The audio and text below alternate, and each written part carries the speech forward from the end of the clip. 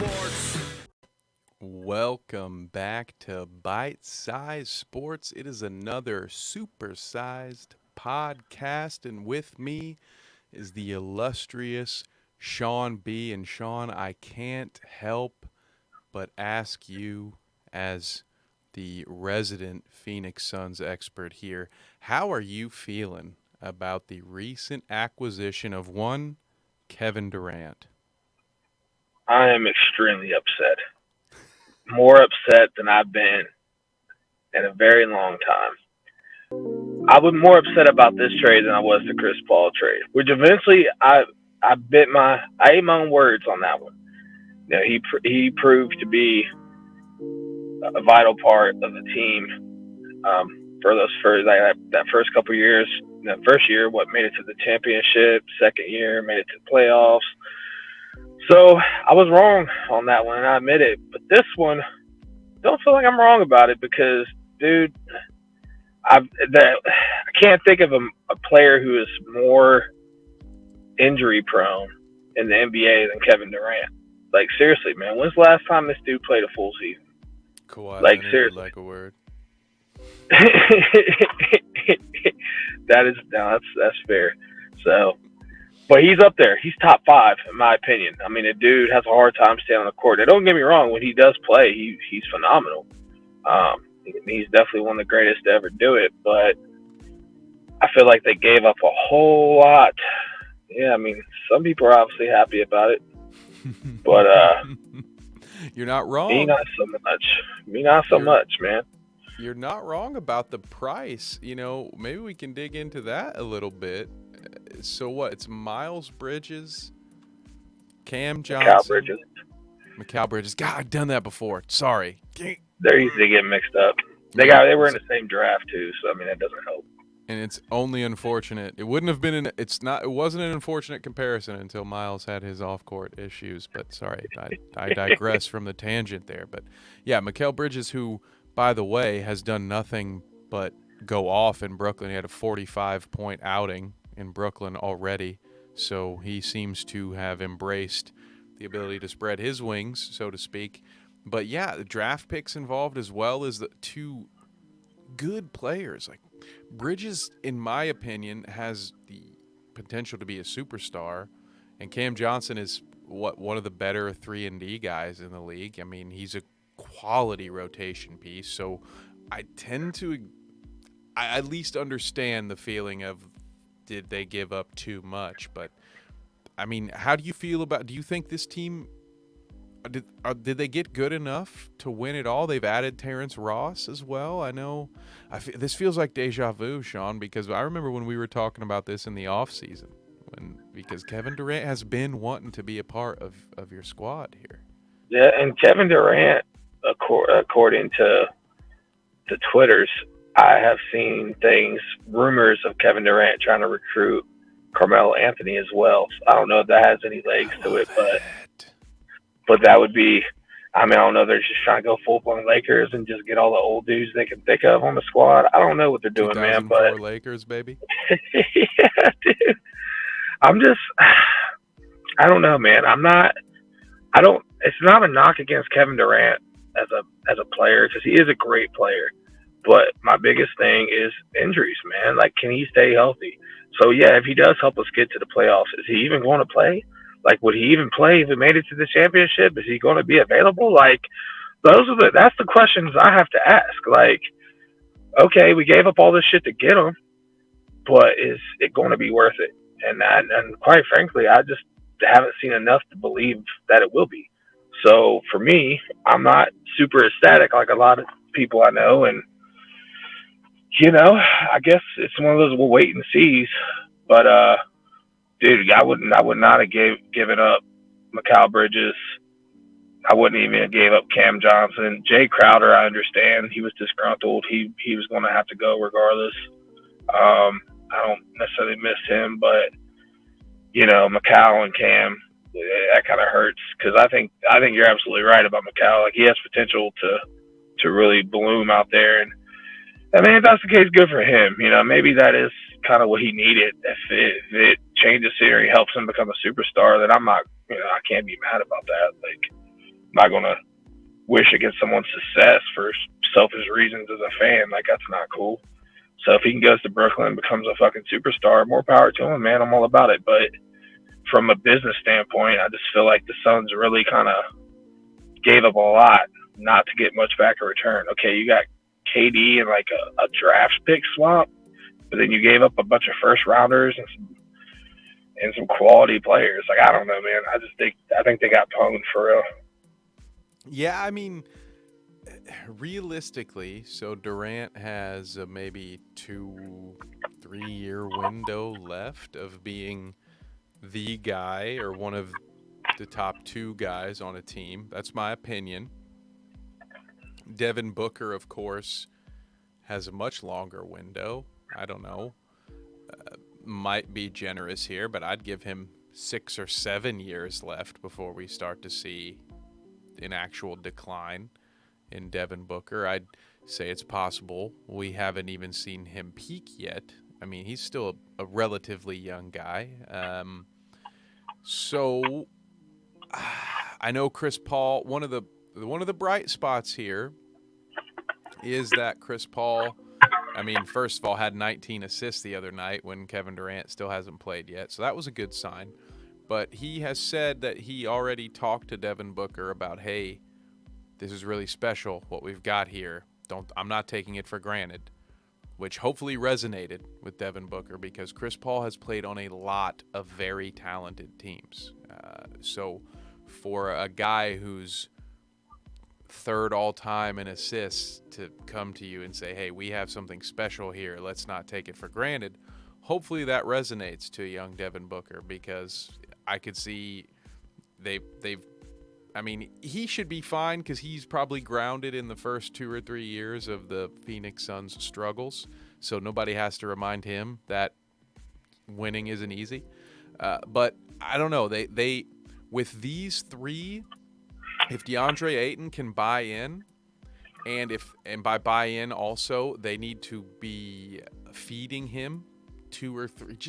Just give them the ball 2 or 3 times a quarter, right? Just let Ayton get a little bit of work and then incentivize him somehow to be a beast on the offensive glass because with these guys, they start to get some motion. They run pick and rolls with Paul. You got either Booker or Durant in the corner. Ayton could feast off of nobody being able to get a body on him. So it's either you're going to bury the mid-range to three-point jumper, or Ayton is going to clean the glass and get easy putback jumpers. And that part, as a Suns fan, I would be salivating. And here's another part, Sean, that I think is good for you guys. Now, I'm not disagreeing with you at all, but I'm just being the glass half full guy. It's very rare for me to do that, so I'm relishing the opportunity, if you will. Another good thing about Kevin Durant, he's not a high usage rate guy. Kevin Durant, along with the likes of Klay Thompson, these are guys who can score 26 points on 18 dribbles. It's insane. You know, they're catch and shoot guys. Not to say that Kevin Durant doesn't have moves. He does. But there are very few players in the league outside of those Bruce Bowen types that literally stand in the corner and catch and shoot. There are very few guys in the league that have an ability to go get open without the ball, be an active part of the offense without dribbling the basketball, and can still just punish you with open jumpers or contested jumpers. And what I'm getting at is when it comes to trying to mesh different personalities and different play styles, the Suns at least, all they really have to do is run sets they've already been running for Devin Booker, but flip it and just call it for Durant instead. You know, so like at least they have that as like a bridge to their whatever their new playbook is going to look like. So does any of what I said make you feel better? Because I think you have a potential championship contender on your hands here. It definitely does put me at ease a little bit hearing it from Kev. I definitely feel a little bit better. Well, but I'm still not completely bought in to the fact that this would be hard for me to justify giving up what they gave up to get him, man. I need to see something first. Like I need to see him play a game. The fact that they traded for dude, he's hurt already. You know what I'm saying? Like dude's already hurt, not even Yeah. playing. We traded for the guy. Like it's not very promising to me, man. Like it's hard for me to buy into it. It really is. That's But a you know, potential again, cool stat, bro. You know, how many times has Kevin Durant been traded while injured? Because this is not the first time. He got traded to Brooklyn while his ACL was torn. That's talent, right? Like you're good when people. There were people freaking out on Twitter because they thought the trade was illegal because all they do is play 2K, and in 2K, as you know, Sean, you can't trade an injured player. So they're like, "How is that legal? You can't trade him. He's hurt." It's like, dude, that's not how it works in real life, dude. Ask Ricky Rubio about it. He'll tell you. Um, dude. yeah, so it just blows my mind. I don't blame them for making this trade. The asking price was very high.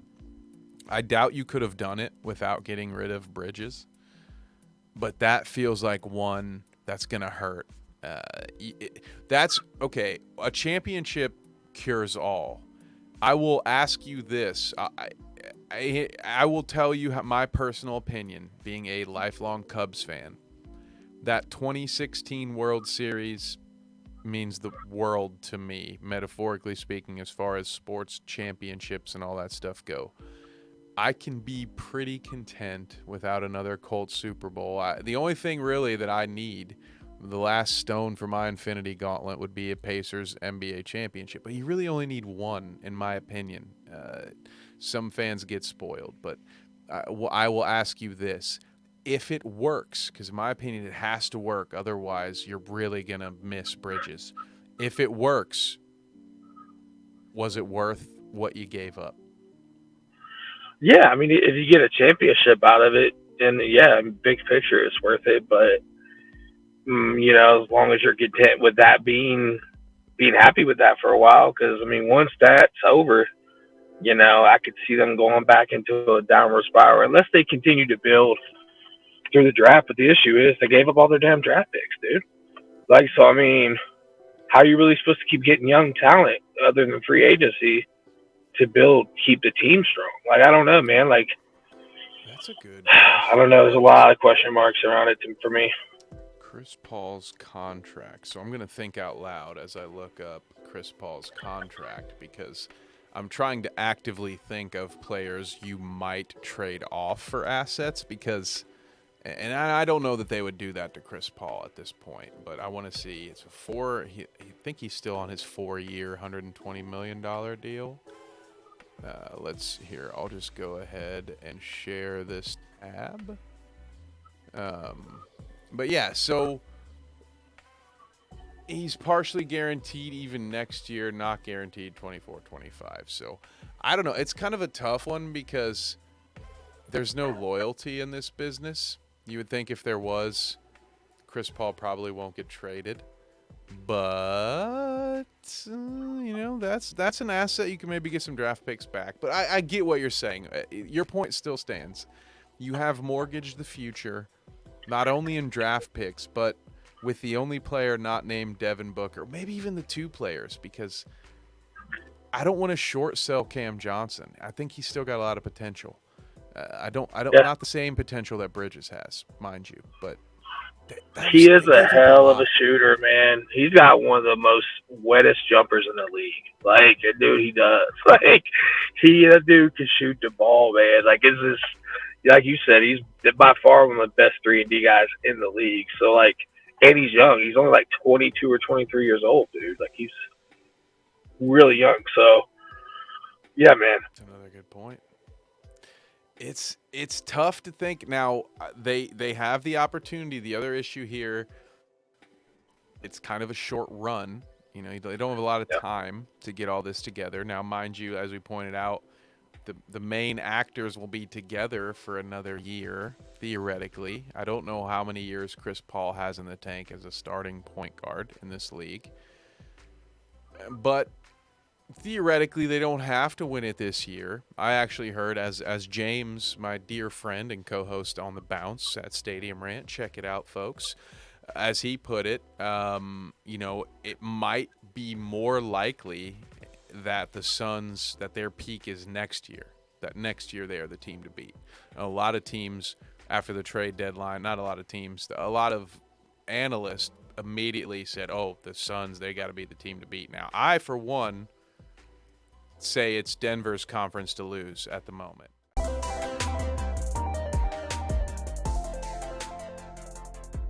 This dude just did this